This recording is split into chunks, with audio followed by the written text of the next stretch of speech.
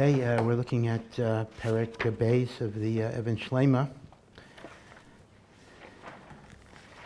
And the last thing we talked about was simply that the yesod of midos ros, and their many different manifestations, are kas, anger, taiva, an excessive lust for material pleasure or sensual pleasure, and gayva, arrogance, which corresponds to kina, taiva, kavod. So kavod and gaiva match up. Kina matches up with kas, because you expect something, and taiva is taiva, right? That's the same word that is constant. So then, if you look at Sif Beis, the Mechaber says, Afal pi shakadosh baruch hu dan es ha'adam, dan aisai lifnim mishuras hadin. Right? The general concept of Hashem's judgments is that Hashem is always mishatef, rachamim, and din. So of course there's a din, but Hashem judges me beyond the letter of the law. In fact, this we see back in the beginning of the creation of the world itself. The pasuk says, "Bereshis bara Elokim." Elokim is midas hadin. It was God's original plan to create a world based on pure din. Ra'a she'ein ha'elam miskayim. Right, Rashi brings this. He saw that the world could not survive on pure din, so he was mishatef, rachamim, and din, and that's why a later pasuk says, "Biyom asos Hashem Elokim eretz v'shamayim." Hashem is rachamim and din. So that's what the Gemara means, that Hashem judges us lifnim mishuras hadin, that the din of Hashem is always mazug, it is always infused with rachamim. Now, people always have a problem. God originally made the world with din, and he saw that the world could not survive. I mean, that implies like what? Hashem didn't really know. Hashem didn't understand that din would be so bad. So what, he changed his mind, or he realized he made a mistake? How is it Shayach HaKadosh Baruch Hu made a mistake? So avada, it doesn't mean Hashem ever lemaisa thought a world with din could work. He knew it wouldn't work. But the suggestion that Chazal are making is that the ideal way the world should run is midas hadin. So when we say Hashem's original machshava, that just means there's a certain ideal, but the definition of humanity is that there's going to be weakness and pagam, and therefore the world came into rachamim. This is the basis of the famous teaching of the Arizal, where the Arizal says that liasid lavai, with Mashiach or Tchias HaMeisim, is not clear what. Liasid lavai is a very ambiguous term. Actually, to define it precisely it's not always clear. Does it mean when Mashiach comes? Does it mean Tchias HaMeisim? But whatever it is, at some point in the Liasid lavai, the halacha is going to be like Beis Shammai, because it says that the neshamos of Beis Hillel are rooted in midas harachamim, and the neshamos of Beis Shammai are rooted in midas hadin. And since this world has to survive only by rachamim, the halacha is like Beis Hillel. But liasid lavai, where the world reaches a more ideal state, the ideal state is the hanhaga of midas hadin. And that's why liasid lavai, the halacha is going to be like Beis Shammai, which means Beis Shammai is actually more attuned to an absolute truth than Beis Hillel. Beis Hillel is the truth that we need because of our fallibility as human beings. Now, let me explain that for a moment.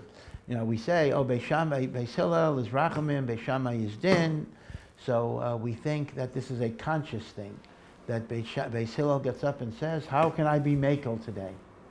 And Beis Shammai says, I want to be mean today, how can I be machmer today? Now, it's a davar pashut that both Beis Hillel and Beis Shammai, Beis Hillel did not self-consciously gravitate to rachamim, and Beis Shammai did not consciously gravitate to din. That's a perversion. That's what modern people often do. They want to have a certain result. It's called cherry picking. You know, I will look for the sources that will be lenient, and I'll ignore everything else. Or the old story of drawing the bullseye after you shoot the arrow, right? So somebody noticed an archer who had a lot of arrows in a wall that mamish hit the bullseye. So he asked the archer, how are you so skilled that you can hit a bullseye every time? He says, oh, it's very simple. I shoot the arrow wherever the arrow goes, and then I draw the bullseye around the arrow. So, chas v'shalom, that the Tanoim and the Amoraim and the Rishonim and the Achrayim, they don't have this self-conscious predisposition. They're looking for emes. They're looking for emes, whether the emes is machmir, the emes is mekel, they're looking for emes. But it happens to be that what you perceive as emes is dictated by the shayrish of your neshama in Shemayim. And this is the Ratzon Hashem. I mean, the Ratzon Hashem made you a certain way that you are going to perceive a certain emes in the world. Okay, it's very important to understand this, because otherwise people just say, oh, Beis Shammai is always machmer, Beis Hillel is always mekel, so I'll always be mekel because I want to follow Beis Hillel. No, I'm looking for emes. But the emes of Beis Hillel is rooted in midas harachamim. The emes of Beis Shammai is rooted in midas hadin. And in Olam Hazeh, HaKadosh Baruch Hu judges lifnim mishurat hadin, beyond the letter of the law, that's rachamim. But liyasid lavai, there'll be a higher, more perfect standard. In fact, this is what the Shalach Kodesh says on an interesting Gemara about Rabbi Akiva. It mentions that Rabbi Akiva was tortured to death by the Romans. His flesh was combed with iron combs. And his Talmidim were saying, how is it Shayach? And Rabbi Akiva said, all of my life, I wanted to be Makayim, the Pasuk. V'yahavta is Hashem Elokecha, with all of your life, b'chol nafshecha. And Baruch Hashem, Rabbi Akiva said, I'm able to be Makayim. How could I not be happy? The death al Kiddush Hashem. But the Gemara says, it wasn't only the Talmidim that were wondering how could this happen to Rabbi Akiva. The Malachai Hashares cried out to God, Zu Taira v'Zu Sechara. This is Taira, and this is the reward he gets for Taira. How is that Shayach? So HaKadosh Baruch Hu said to the Malachim,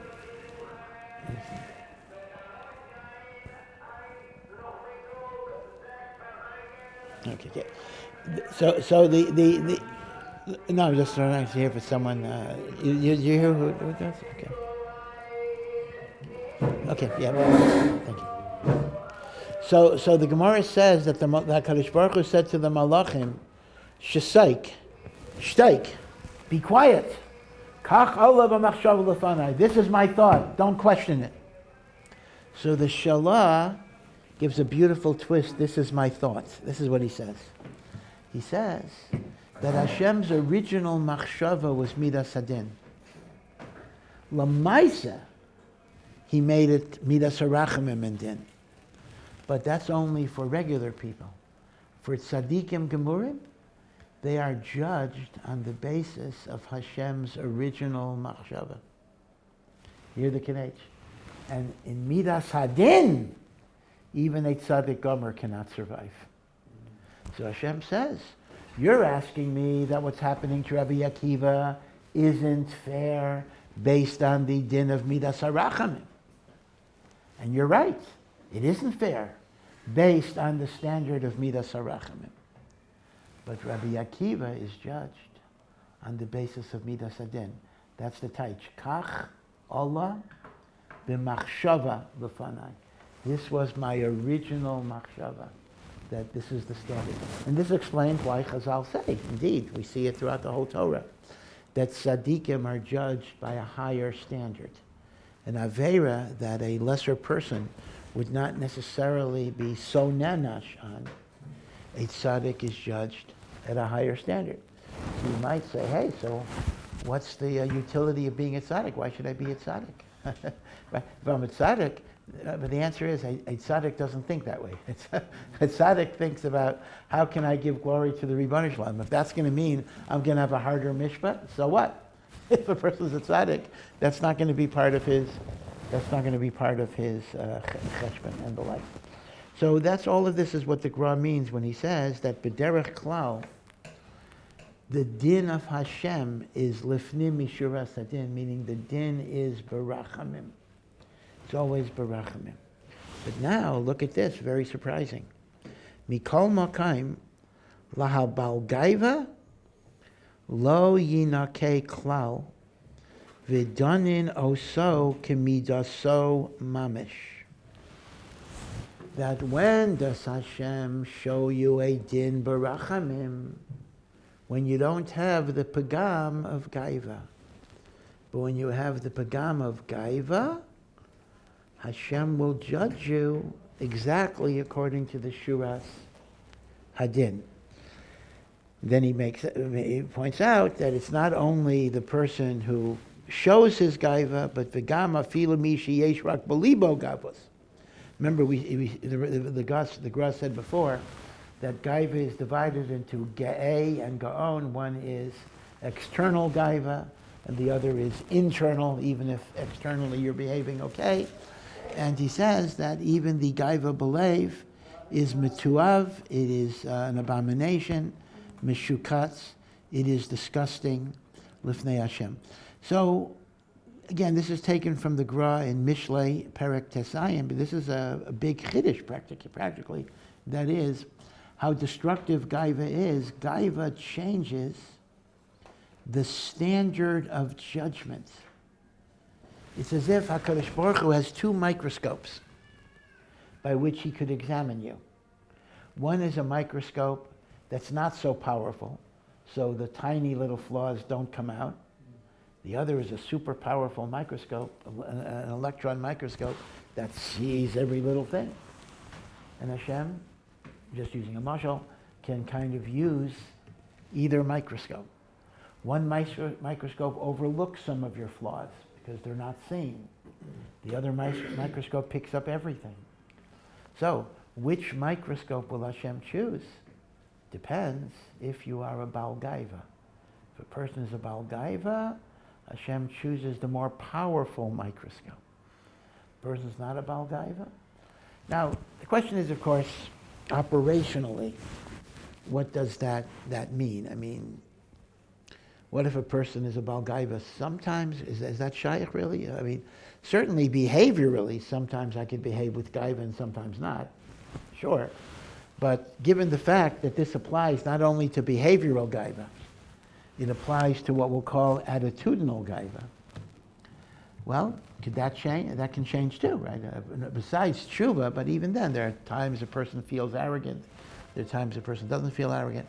So I'm not sure exactly how this is going to work. So on Monday, I'll be judged with a higher standard, on Tuesday not. Or are we dealing with the general orientation of your personality? And even Baal Gaiva has many, many gradations. You know, it's not like a binary thing. You know, you're a Baal Gaiva or you're not a Baal Gaiva. I mean, things need a lot of definition. Well, Baal Gaiva, does Baal Gaiva mean if I'm proud of what I accomplished in learning, am I a Baal Gaiva, or is it only if I look down at other people, even in my heart, right, etc.?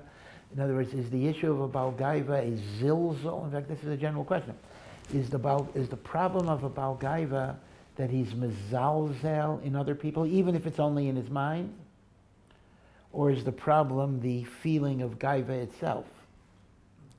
Because lamaisa, you find that what in English we would call pride is considered to be legitimate if it's not being mezalzel in somebody else, a person. It says by Melech Yehoshaphat. Yehoshaphat was a descendant of David HaMelech. He was one of the Malchei Beis David, who was a tzaddik, Yehoshaphat. So the pasuk says, a very interesting phrase that the Bali Musar talk about a lot, Vayigba libay b'darchei Hashem.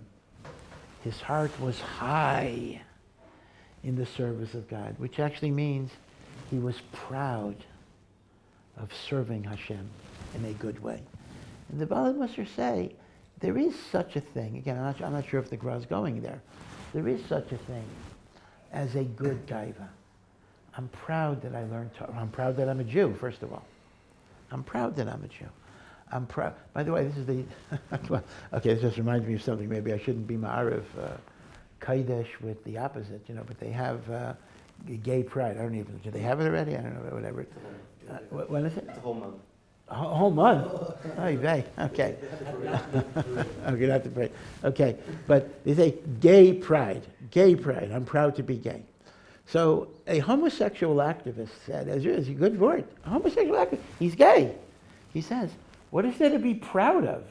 I'm proud. I mean, you just are. I mean, if you are, you are. But that's not an accomplishment. That's not something you worked on, etc. So he says he didn't agree with the musag, even though he's nichshel b'chait. But he didn't agree with the musag, gay pride. Am I proud to be heterosexual? Whatever it is. These are not inyanim which are shaykh to be proud. So, in a sense, maybe I shouldn't say I'm proud to be a Jew. I'm happy to be a Jew. I'm grateful to be a Jew. But I was born a Jew, right? So I can't be proud in being a Jew, even though we talk about Jewish pride. And in Kiruv we certainly use it. But, one might say, I'm proud to be a Jew. But, Vayikba libay b'darchei Hashem does suggest that a person should take a certain pride in what they've accomplished, in their efforts. Because that gives me chizuk. Right? That's I Baruch Hashem, I learned, when I came here I didn't know how to read a Rashi. And now I can read a Rashi. So what we call pride is not necessarily what is called gaiva. Gaiva seems to be when you look down at people, you're mezalzel on people, you think you're better than people, you don't see their milas. And again, whether it's expressed or whether it's believed, that's a separate thing. There's gaiva in expression, there's gaiva believed, but I think the common denominator is that it involves putting people down. It's an important thing. So, it's a famous Gemara that it's based on Parshas Balaischa, right? A Levi starts apprenticing at 20. It's a stira, right? It says the Leviim start their avodah at 25, and another pasuk says they start at 30. So Chazal ask the contradiction. So Rashi explains. I guess it's Gemara, but Rashi brings the Gemara in Chulin that says that Leviim had a 5-year apprenticeship. 5 years is a long time before they were ready to fully do a job, and that's why they start apprenticing at 25, and then at 30 they enter the job. So the Gemara in Chulin says, from here we learn that if you tried something for 5 years and you didn't master it, time to move on, because if you couldn't do the job after 5 years, that was it. And therefore, even by learning, you tried learning for 5 years and you're not matzliach, go do something else. So this Rashi or this Gemara is used by many B'nai Torah or Yeshiva Bachrim who kind of go to their Rosh Hashivas and say, hey, I've been around here for 5 years, not matzliach, time to go to university, time to go to work. So there are two different terutzim, depending on whether you have a warm and fuzzy Rosh Hashiva or Rebbe, or you have a tough love Rebbe.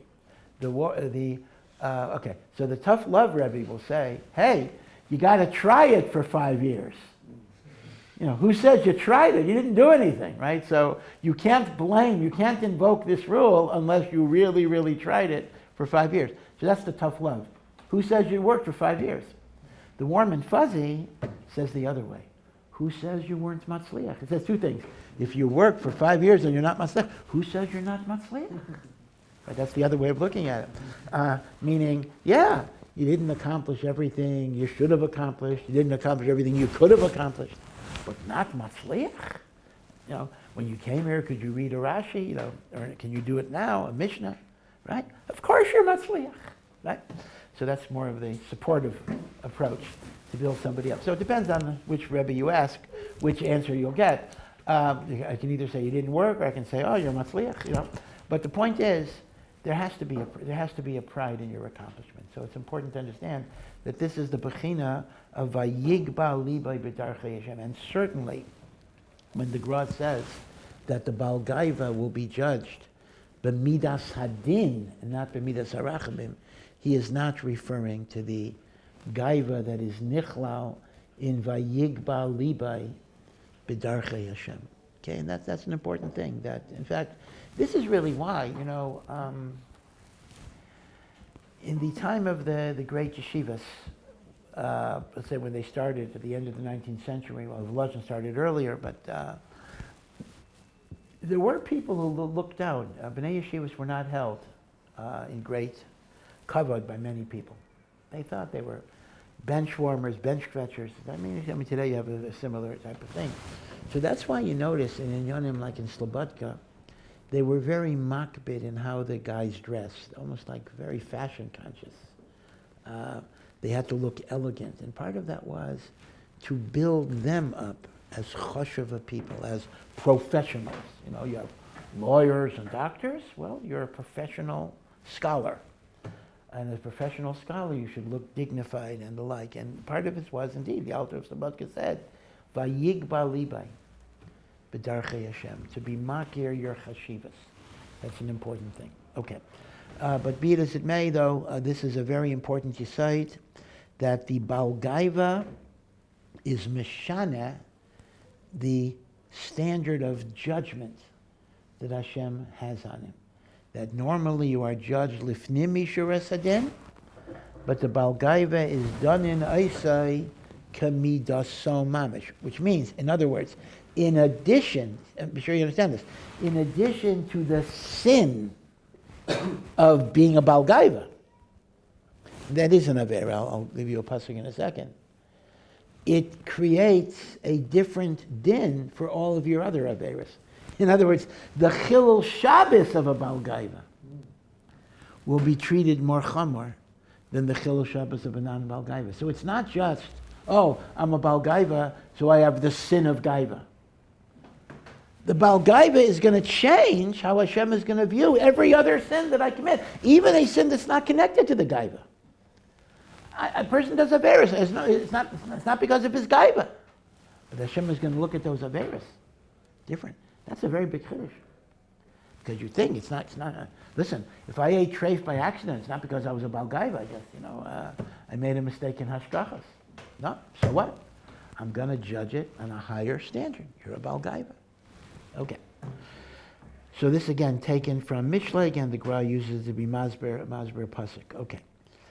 So you're saying it makes an effect on all of your areas of all your areas here have nothing to do with being a Baal Gayvah. That I think is the mashmos of the Gemara. That it's mishat. Now you could learn. Okay, I should backtrack a little bit.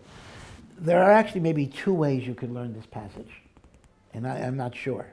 I gave you one way, but there is another way of learning it. The other way of learning it is that God's judgment on your gaiva, will be with midas hadin and not with midas harachamim. Which means you've changed the standard of judgment on the gaiva. But einochinami, one might say, legabe averais that are not mekushar to the gaiva, maybe even the Baal Gayvah will still be judged kamidas harachamim. That's what you're suggesting. That is a possibility. I think the mashmais of the Lashon, though, is the first way that I said. Okay, you understand the two different ways.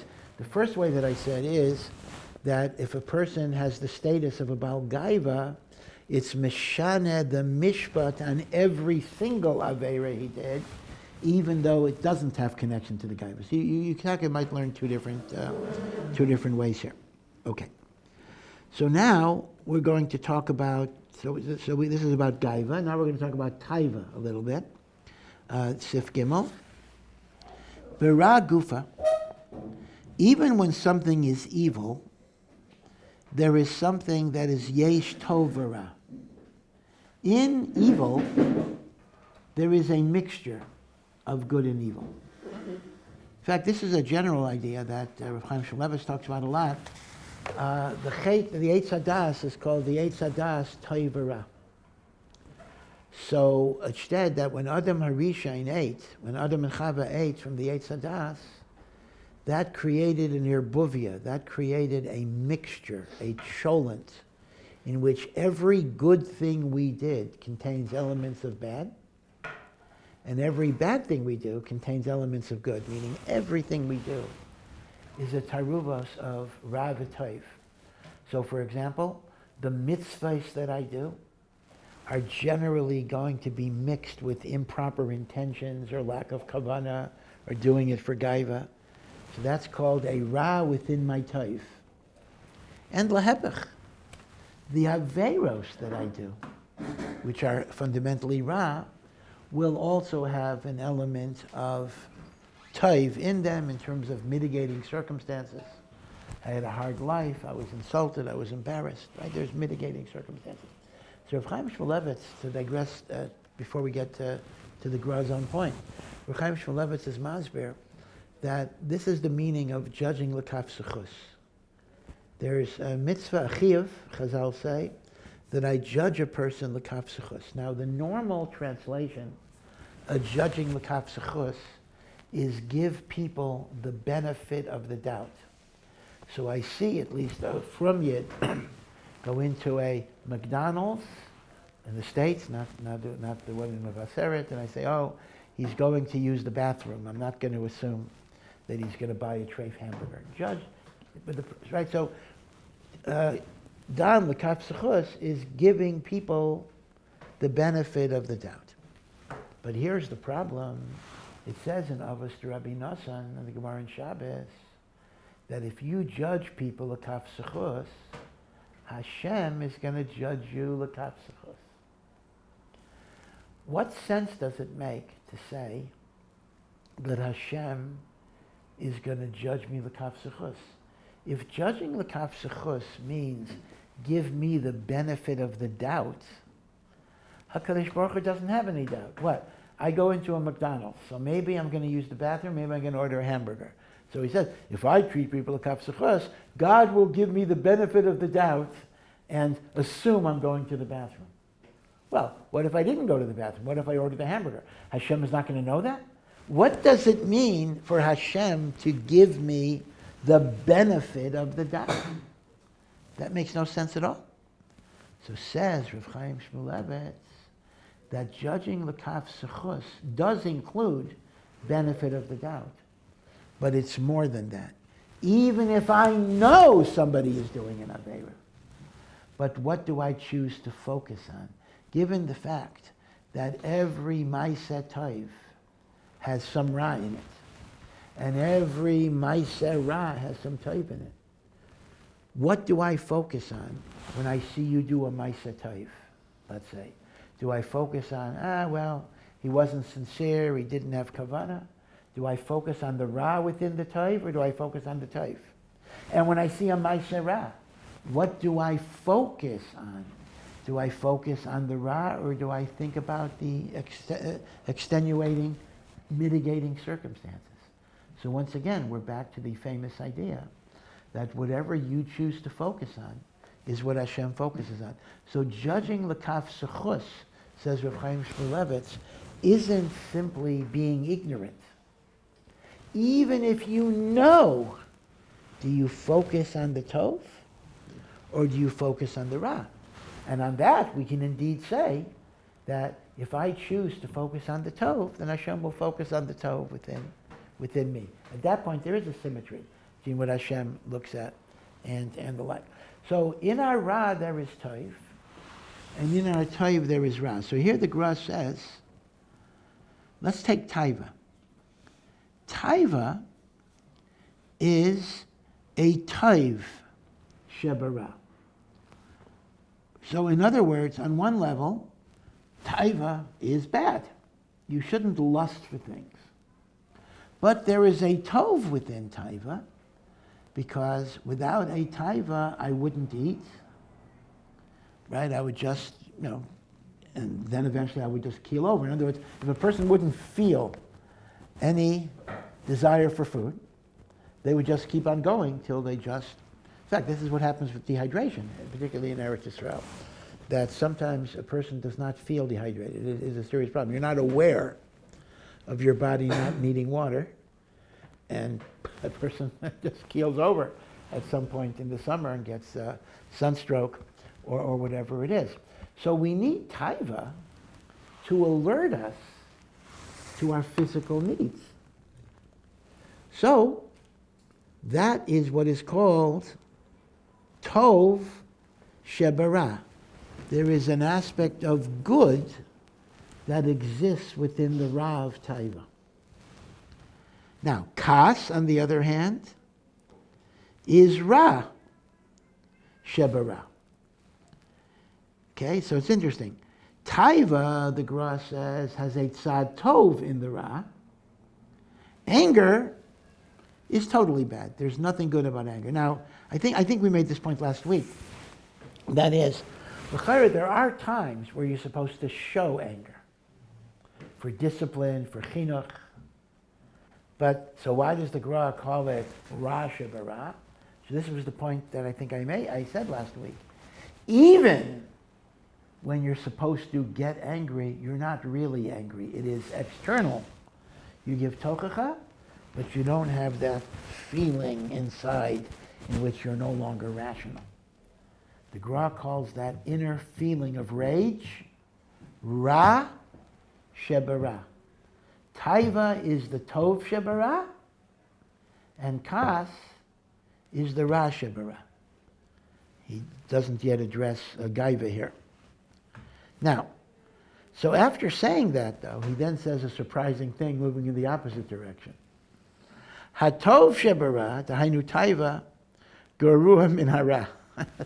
Here he says like this. So he gave taiva a certain credit, and now he takes it away. He says, yeah, taiva is Tov Shebara. But you know, Tov Shebara is worse than Ra Shebara. I think he means by worse, more dangerous. Because Kas, I can identify as the enemy. Kas, I can identify as something I got to destroy. Now, it'll be hard. It'll be very hard. And I may not be successful.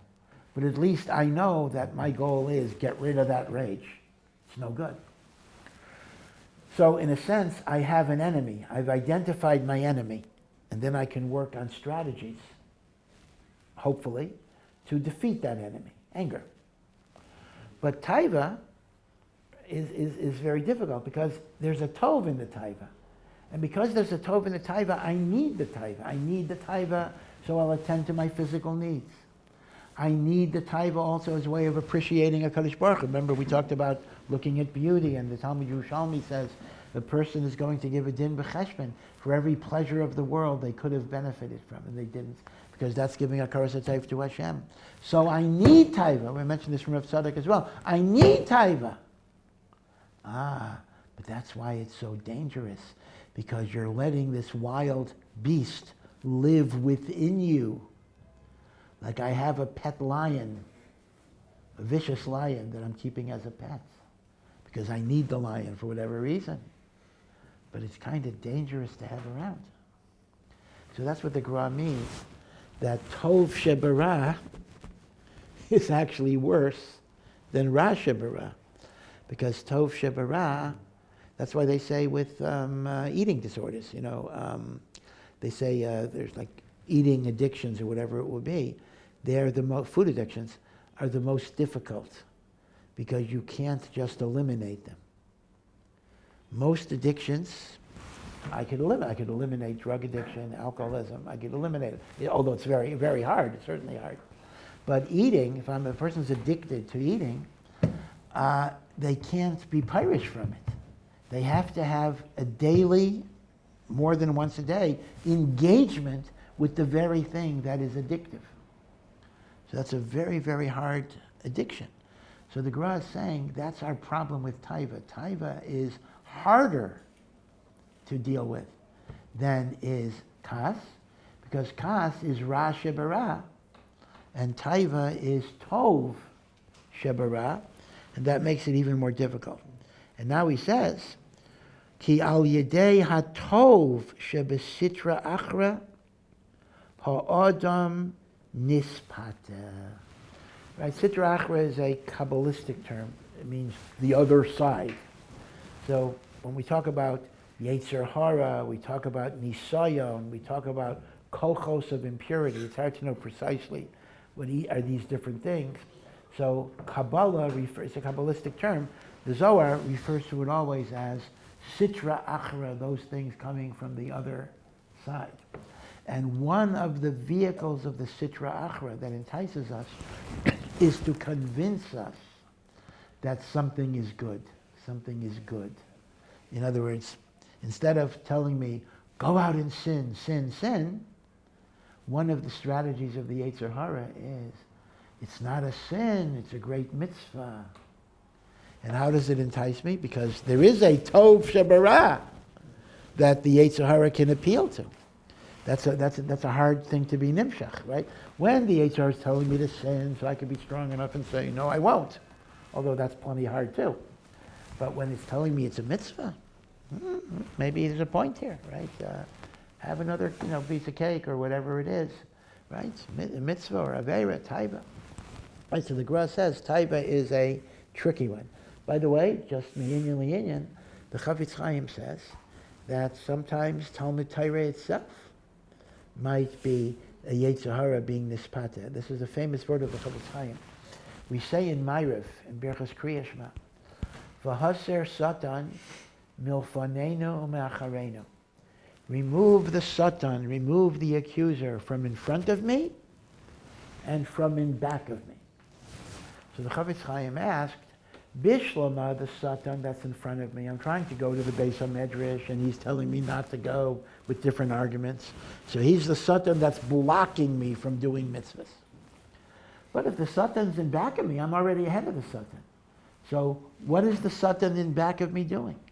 Says the Chafetz Chaim, the Satan in back of you is pushing you into the Beis HaMedrash. So let's say it's 12 o'clock at night, and I'm going to learn another 3 hours. The Yetzer Hara says, learn, learn, learn. Why? Because the Yetzer Hara knows, the Chafetz Chaim said, you're going to hurt your health. So he'll let you do short-term mitzvahs because in the long term, he knows he's going to win. Because you'll learn less, you'll be sick, etc. You won't daven with kavana. Your morning seder will be worse because you're up all night, etc. So the Chafetz Chaim says, sometimes there's a Yetzer Hara that's blocking you from mitzvahs. And sometimes there's a Yetzer Hara that's pushing you to do more than you should do. And this will endanger your health. It's Yadua that the Chafetz Chaim in particular was very, very makbid on people taking care of their health. So he used to go into the Radin Beis Medrash, the Beis Medrash in Radin, the yeshiva. And after midnight, he would shut off all the lights, and any of the bachrim that would be there said, you have to go to sleep now. You have to go to sleep. He was the dorm in his younger years. He was the dorm counselor. And the truth is, it was very autobiographical. It's brought down. We don't know a lot of details. But the Chafetz Chaim said when he was in his 20s, he was such a masmid that he had kind of a breakdown or some type of medical problem that for more than a year he was not allowed to learn any Gemara at all. He said he could barely learn anything. He learned Chumash, or he learned relatively simple things, and even then he could not concentrate for very long periods of time. And he was sure, imagine the Chafetz Chaim in his 20s, he was sure he would never really be able to learn Torah again. And after a year and a half, he says, B'chaste Hashem, his health was restored, and he lived a long time. He lived over 100. And because of that, though, that made a tremendous reishim on him. He realized that the guf is the kli within which the neshama functions. And therefore, you have to eat, you have to sleep, you have to take care of your guf. And the Yetzer Hara that tells you to ignore those needs is the Satan that is in back of you, pushing you forward. Because at the end result is going to be the Satan is going to win. But once again, that brings you to the dilemma the Gra talks about.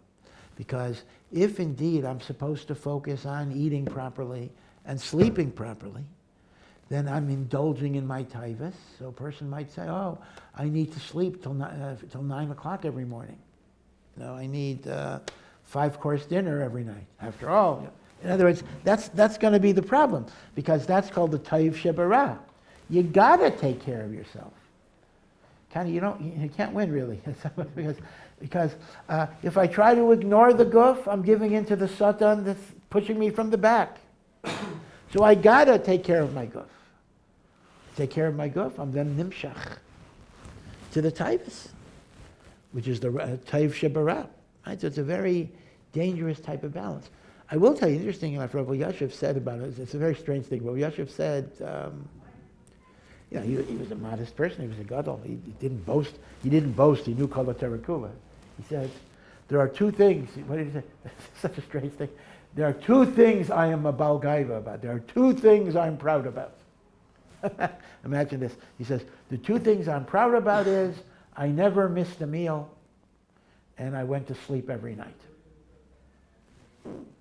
I mean, you'd figure he's proud of that. I mean, All of us can be proud. I mean, most of us have not missed a meal, except on a fast day, and most of us go to sleep every night. Right? What is that to be proud about? He meant to say that he was makbid to do what he needed to do to be healthy. That he felt that's a chiyuv, that sometimes the biggest masmidim aren't always margish. And he said that was something he was very, very makbid on. Ad kidei kach, that he never stayed up on Shavuos night. Shavuos night, he never made a mishmar. He made a cheshbon that if he would miss a night of sleep, it would affect him the next day. And he also made a cheshbon that he would actually learn. In fact, we can make this cheshbon ourselves. He actually learned less hours with the mishmar than he would learn without the mishmar. Because what happens often, you stay up all night, Shavuos night. So the next day is shot. How much do you learn the next day? Maybe the next day after that, after Shavuos is shot already, right? So these are cheshbainas sometimes. You push yourself to a certain extreme, that's going to have a ripple effect on other days, right? So Rabbi Yosef said he kept his regular seder. All right, so here in Eretz Yisrael, Shavuos night to Mishmar is not so long. It's only whatever it is, 4 or 5 hours maybe. In South Africa, Southern Hemisphere, Shavuos night is around 11 hours. It's a huge. I was once in Johannesburg for Shavuos. I mean, I couldn't believe it. It was, to have. Baruch Hashem, you're Mekayim, the Chazon Ish's director, right? The Chazon Ish has a whole essay about the amazing. I've never tested it. I hope maybe you'll be zeicher to test it one day. He talked about the amazing transformation in a person if they can learn 10 hours without interruption. He discusses it in stages. He discusses it, what happens after 2 hours, and what happens after 4 hours, and what happens after 6 hours, and what happens after 8 hours, what happens after 10 hours. It's like, this is without interruption. He really describes it like you're transformed into a malach, like a whole different existence, the 10 hours. And the Chazon Ish made the point that this is without interruption. I mean, if you have to go to the bathroom, I assume, but without any real hefsek. Because if you have a hefsek, you're not going to reach those madregas. Listen, 10 hours with a hefsek is still a very good thing, but it's not the same. This is the famous mashal he gave to boiling a pot of water. He says, let's say it takes 30 minutes to bring a big pot of water to boil. But every 29 and a half minutes, you shut off the flame, wait till the water cools, then turn on the fire again. No matter how many times it boils, it's on fire for 29 and a half minutes. You can do it 30 times, 100 times, 1,000 times. It's not going to boil because you need 30 continuous minutes. 29 and a half is not 30. So the Chazon Ish says what you get in a continuous period cannot be duplicated by discontinuities, even though it adds up to a lot more time. So the Chazon Ish talked about the 10 hours as this magical thing. I don't know if there's a makor or just from the Chazon Ish's own personal experience. So I think Rav Nosson Tzvi Finkel, Zechrono Livracha, the great Rosh Yeshiva of Mir, I think he instituted a chabura. I don't know how big the chabura is, but guys who would sign up to learn 10 hours straight without interruption. It was never a large chabura, but because it's a big commitment. And I don't know how long you have to sign up for. I mean, do you do it for a month, for a year, forever? I'm not sure exactly what the conditions were for admission to the chabura, but I think to this very day, Mir has a chabura, the 10-hour guys. It's a very special type of chabura. Okay. Alrighty. So now, the Gros goes further. V'chein b'taiva v'chemda. Now, if you remember, the Gra did divide taiva into 2 parts. He divided it into taiva, which is physical pleasure, like eating, drinking, sexual relations, and chemda, which is non-physical pleasure, such as acquiring money and fine clothes. In other words, there's not a direct physical pleasure. It doesn't go into your body, but that's called chemda. Right? Both of them are are subdivisions of taiva. And of those two, he says, taiva is more dangerous than chemda. Sheyesh la chelkas lashain, shemara atzma liadam ki oiv. Okay, so again, let me explain this outside because we have to stop. He says taiva is more dangerous precisely because it's more necessary. Again, since I have to eat, so the Yetzer Hara may justify breaking the boundaries, so to speak. So chemda, again, chemda still is necessary because a person needs to make a living, needs to have money.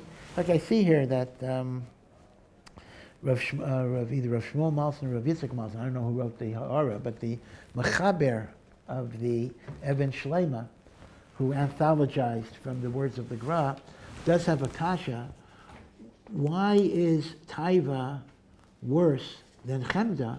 The same way taiva convinces you have to eat, you have to have that other bowl of ice cream. So the chemda will convince you got to make more money to be machzik Torah and give tzedakah. In other words, it's the same type of problem, that working is a good thing. I'm making money to take care of my family. I'm making money to give tzedakah. I'm making money to be machzik Torah. But what happens is, it can go out of control.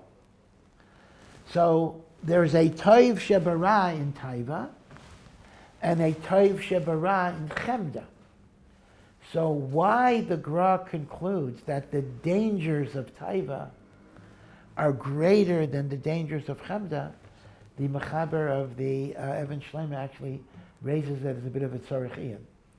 But apparently, the Gra seems to be suggesting that the addictions of physical pleasure may be more powerful addictions. But again, it's not clear if that's true.